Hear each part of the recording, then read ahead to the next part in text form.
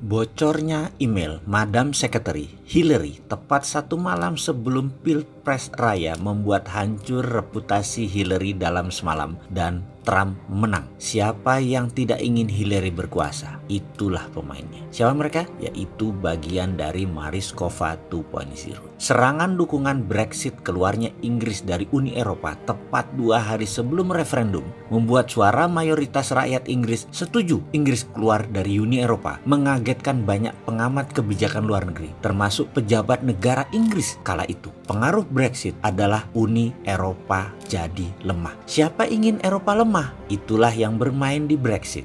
Lalu kencangnya pendukung Katalan yang ingin merdeka, yang bisa membuat Liga Klasiko, pertandingan klasik El Real dengan El Barca, tinggal sejarah kalau Catalunya atau Baski pisah dari Spanyol. Guncangnya referendum tersebut ada yang memainkan dengan cantik via sosial media dan media digital, membuat Spanyol goyang, membuat Eropa lemah. Sekali lagi, siapa di belakang Catalunya? Lalu lain lagi dengan Arab Spring di Mesir, diawali dengan kelangkaan gandum di Rusia yang gagal panen karena panas berkepanjangan di Rusia. Serangan via media sosial membuat revolusi Mesir yang menumbangkan rezim Islam versi Ikhwanul Muslimin adalah contoh serangkaian geopolitik dunia yang dimainkan 3 negara besar. Ujungnya adalah ingin manfaat benefit dari wilayah tersebut. Terlalu naif kita mengatakan bahwa dalam sebuah negara politiknya itu tidak ada campur tangan negara lain yang mencari untung dari negara tersebut. Tidak ada. Pasti ada negara yang cari untung dari negara lain tersebut. Itulah Mariskova 2.0 milik Rusia. Rusia punya Mariskova, bukan maganya Trump loh itu, juga bukan obornya Xi Jinping. Lalu Indonesia bagaimana? Kita lihat situasi dalam negeri saat ini. Pendapat saya,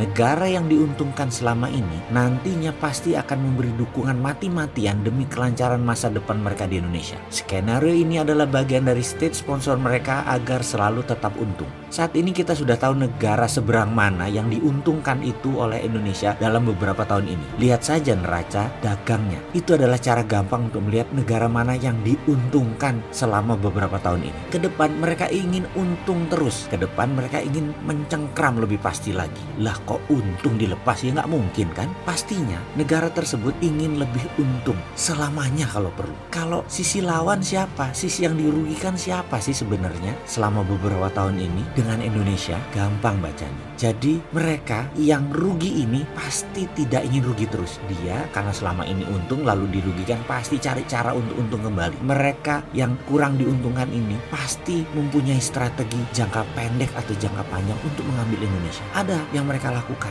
yaitu mereka bikin goyang, mereka bikin Indonesia tidak stabil ekonominya, tidak stabil rakyatnya. Informasi selalu isinya negatif. Intinya adalah bikin goyang negara Indonesia. Inilah yang membuat saya berani mengatakan demo mahasiswa, kabut asap, dan konflik Papua ada pemain asing, ada sponsornya. Sekali lagi, ke depan sebaiknya Indonesia bagaimana? Ya sudah, serahkan ke pemerintah saja, udah pinter kok. Saya cuma berharap nggak ada oligarki di sekelilingnya, tidak ada plutokrasi di sekelilingnya, tidak ada geopolitik di seberangnya yang tidak diakomodir sehingga bisa ngacak-ngacak dalam negeri Indonesia. Main cantik lah wahai pejabat, kasihan rakyat itu.